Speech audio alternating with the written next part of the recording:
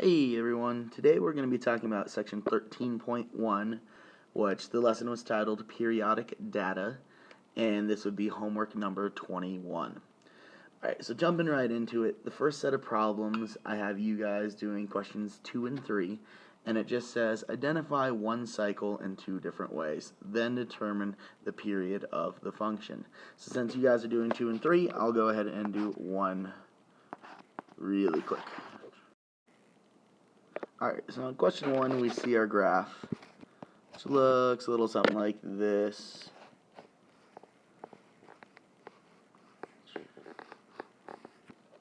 Basically like that. So, when you're looking for cycles, remember these things are just repeating some kind of pattern. So, to find the start and stop of a pattern, let's say here I'll go this little bar looking thing here.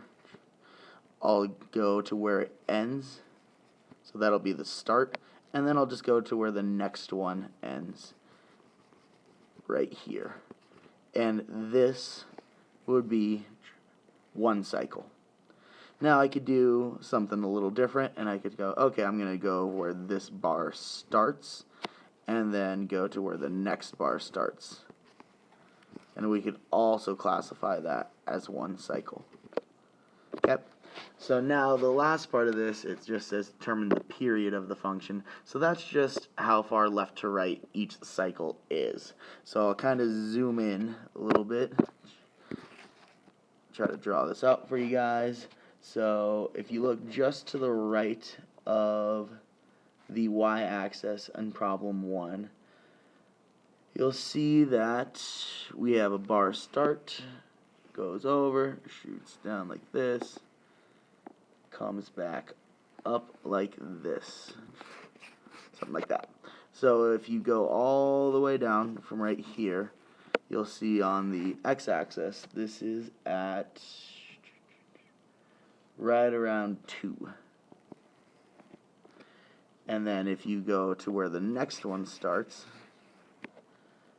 I'm shooting over to about 2, 4, 6, about 6.5. So I'm going from 2 to 6.5, so the period is about 4.5. That's the distance from 2 all the way up to 6.5. And if you're not seeing exactly how I'm getting 4.5, all I'm doing here is 6.5 minus 2. Alright, moving on to the next problem set. I have you guys doing a 6, 7, 8, and 9 out of the section that says determine whether each function is or is not periodic, and if it is, find its period. So let's go ahead, I'll do number 4. So number 4, if you notice, there's definitely a pattern to this thing, but for something to be periodic, it needs to be able to have the same y values. As you can tell, this thing's shooting down. So here this peak is at somewhere around like 5 or 6. And this peak starts at about 0 on the y-axis. So that graph looks a little something like that. So since these peaks aren't at the same part on the y-axis, this thing is not periodic. So that's a big thing here. Yes, it's showing us a pattern, but the pattern needs to be at the same height whenever it repeats. So if this thing were more like this, where the peaks are all at the same point, then it would be periodic. But since it's not, it is not periodic. Alright, jumping down to the section that is 10 through 13, asking us to find the amplitude of each periodic function. You guys are doing 10 and 11. So I'll go ahead and let's do 13 together here. Alright, so if you remember, amplitude is halfway from the distance of the tallest point down to the shortest point. I like to think of it as hills and valleys. So on 13, graph looks something like this, jumps up, shoots down, and just keeps repeating like that. Okay. So when we look at this one, if you go to the top of one of the peaks, that is where y equals 2. Okay, and if you go down to the valleys, right here, that is when y equals -2. So for amplitude, what we're going to do is take the maximum value, subtract the minimum value, and then divide it all by 2. That'll get us halfway, the distance between the two. So I'm going to take 2 minus -2. Minus negative becomes positive, so I get 4. So the total distance between max and min is 4. And then I just divide that by 2. So I get amplitude of this periodic function just equaling 2 here.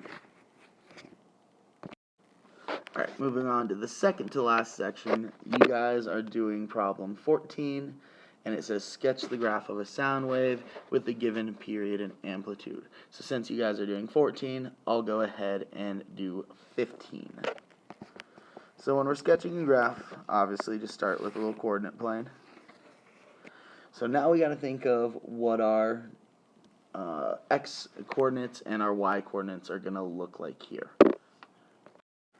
Alright, so I'm going to start with the amplitude. And amplitude is going to affect the vertical coordinates, or our y coordinates here.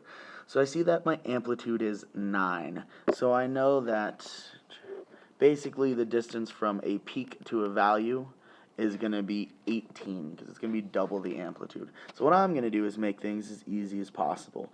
I'm going to have this thing really centered.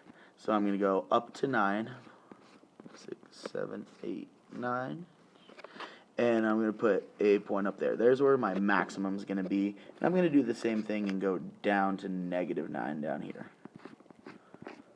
7, 8, 9. And here's where I'm going to start seeing some valleys here. Now, for the period, don't let that thing confuse you with the fact that it's 0.005. Instead of counting up by just single digits of ones, I'll just count up. We'll go this. First point will be 0.001, and then I'll have 0.002, 0.003, and hopefully you guys are getting the gist there. So there would be 4, and there would be 5. So I know from here to here, I better see one period of whatever it's going to be. So I'm just going to make something that looks kind of like this. I'm just going to make something pretty simple. It's just going to be straight line down, straight line back up. Okay, and obviously these things go on forever, so I should see the same kind of stuff happening back here, and that'll just keep repeating itself. So you can make this whatever shape you want, but I just chose to go as easy as possible. I see that I go up to +9, down to -9, and to complete one cycle, I went from 0 to 0.005 here. Alright, out of the last section, the problem set says find the maximum, minimum, and period of each periodic function, and then basically complete 2 more cycles, so keep the graph going a little bit. So on this, I have you guys doing 23, so I will go ahead and let's do 25. Alright, so on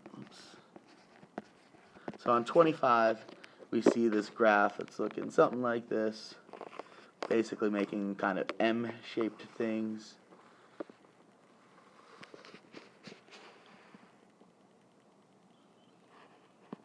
Just like that. Cool. And then we see our axes right about here, and shoots through right around the middle of these things. Cool. So that's kind of a rough sketch of what it looks like. So here, if I look at the maximum, I'll just go to one of the biggest peaks, and I can see that, hey, our max is at 4.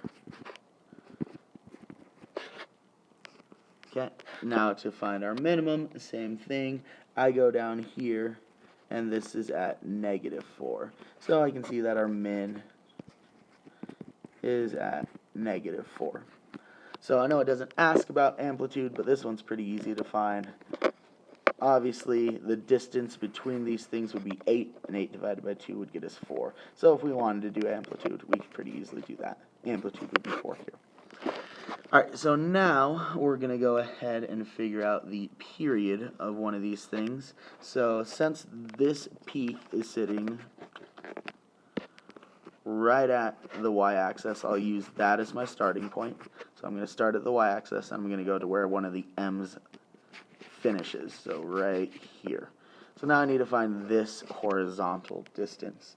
And if you look, this peak is happening right around 8 on the x-axis. So I'm going from 0 to 8, so my period for one cycle would be 8 here. Alright, and now the last step, it says just keep the pattern going, so I'll move this over, and we see that we did this, and I'll come back up, and then I'll make another M up here, shoot back down. So there would be creating one more cycle, so I'll do one more. And there we go. There would be our next 2 cycles. Alright, that's all I have for you guys today. Please let me know if you have any questions, and I will see you all in class.